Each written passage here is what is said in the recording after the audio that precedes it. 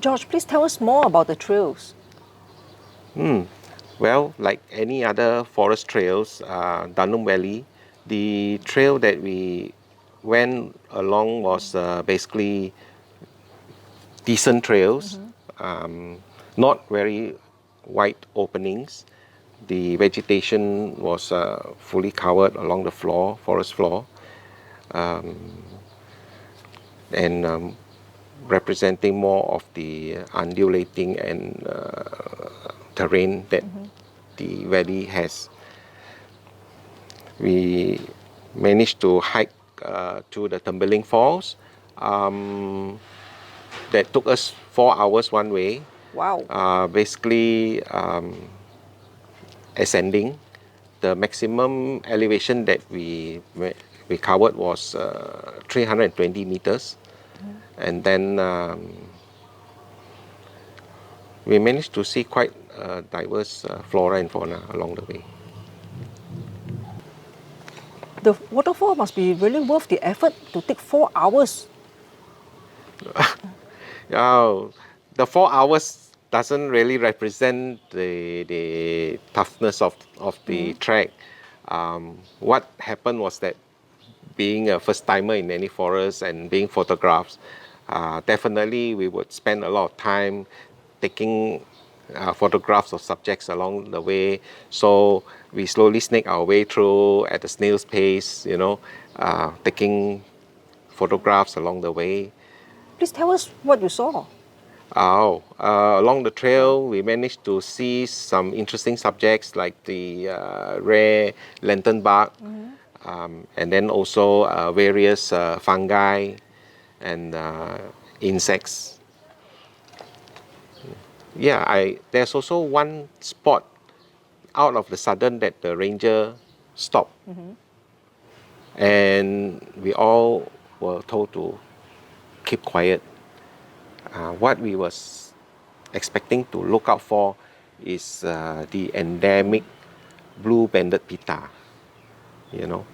But, being such a huge forest complex and they are all free to roam is not an easy, opportunity to spot them.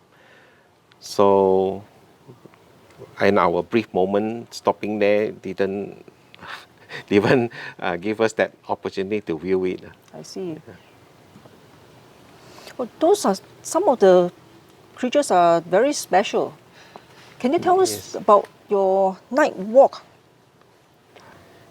At Danum, the night starts early because of no light pollution. We would have our dinner around 7 p.m.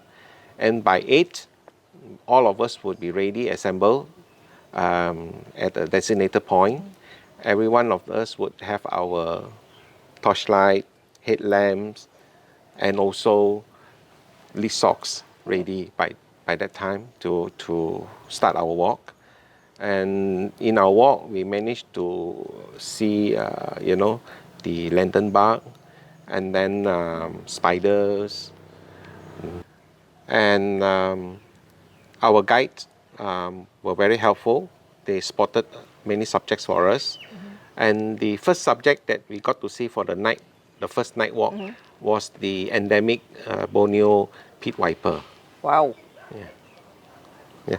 So collectively, we have seen the flatback millipede, and also we came across a harlequin tree frog, some variety of spiders, and also other forest insects. George, please tell us about the night safari. The night safari surprisingly turned out well. There were 18 of us, and only one vehicle running, and each vehicle can only take 6. Right. So we cannot be running 3 trips in one night, because each trip will be roughly about 2 hours. So the night safari set off around 8 in the night, and they should be back by 10, so we won't be able to cram in 3 trips in one night. So we had to draw lots to break up our 18 strong participants I see. into 3 groups. Oh. See, so each of us select a time slot, and the only thing is that each slot Right. will have a risk factor to it.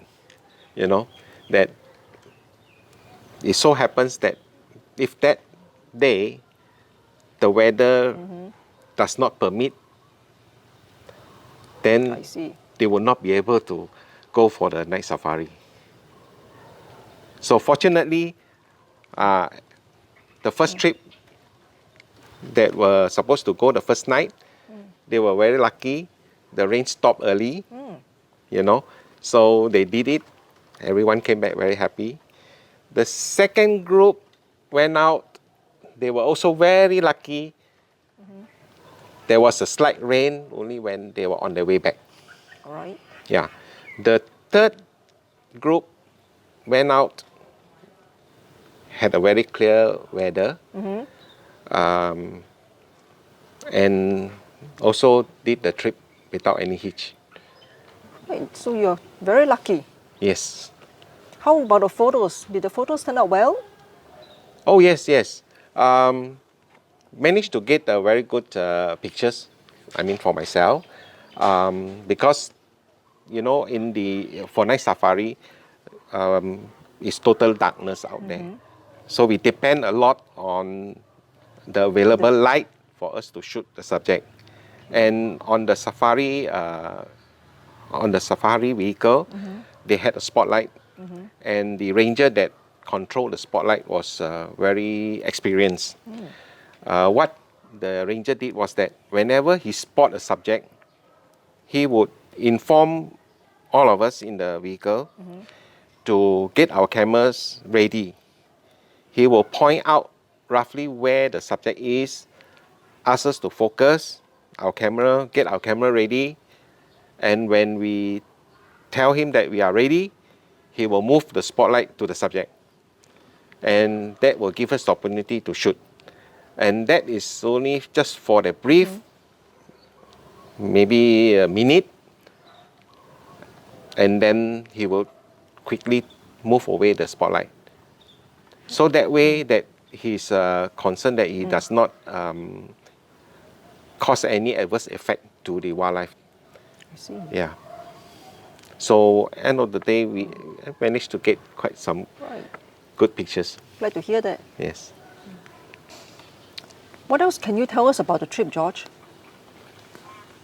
What else did I leave out? Basically, the trip went well. The weather was kind to us. No doubt it had some rain. The lodging was fantastic. The food was great. Oh, there's one thing that really pushes off when we arrive at the center.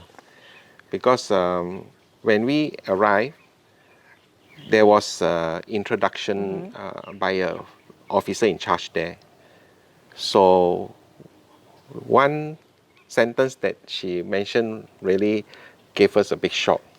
You know, she said that if she received instructions for a lockdown, we would be kicked out of the center at any dear. time. After you have flown all the way there. Yes. So the pandemic rages on. Luckily that we are in Danum, isolated, without handphone coverage. We were oblivious to whatever is happening outside in the crazy world.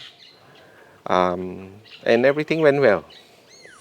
Hello, I'm Kevin. I'm from KL. This is my second trip with MNS. My first one was to Kuala Kurau. And for this trip, I enjoyed myself very much. And I learned to use my binoculars, which my husband has bought for me. Hello, hi. I'm Peng. I just joined Malaysian Nature Society about 6 months ago. This is the first outdoor activity that I joined MNS to Danum Valley. So how do you feel about this trip? Oh, very educating, knowledgeable, Actually, I like photography and I have little technical skill. In this trip, I learned a lot about photography and about nature. That's good. Yeah, but it's really lovely.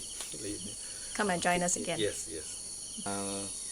I'm Liu, I'm from Terengganu, and I've been a MNS member for I think more than since 1983 until now lah, and also a life member since before this Olympic expedition started. Right. What are your comments about this trip? The crowd is, I mean the group is a fun group, and like I managed to get back to nature again, and it's a very fun trekking. Remind me of my olden days where I used to trek a lot in the jungle. Would you like to join more activities of MNS? MNS, if possible, if I have time, I would like to join again lah. So this will bring us to the end of the episode. Do you have any parting words to share? Being in the forest, I feel myself fully rejuvenated, after just that brief couple of days. So I highly recommend that any one of you would have the opportunity to spend time in the forest and enjoy the environment and rejuvenate yourself. And I would definitely want to make a comeback to Danum Valley again. Thank you, George, for this interesting insight to Danum Valley. You're welcome. So thank you for watching this episode. We hope to see you again at our next event on this Naturegrapher channel. If you have missed the first segment, please click on the QR code to follow it. Please don't forget to click subscribe to follow our future events, and we do hope that you would join as a member of the Malaysian Nature Society in order to follow our future activities. Thank you. Bye-bye. Bye-bye.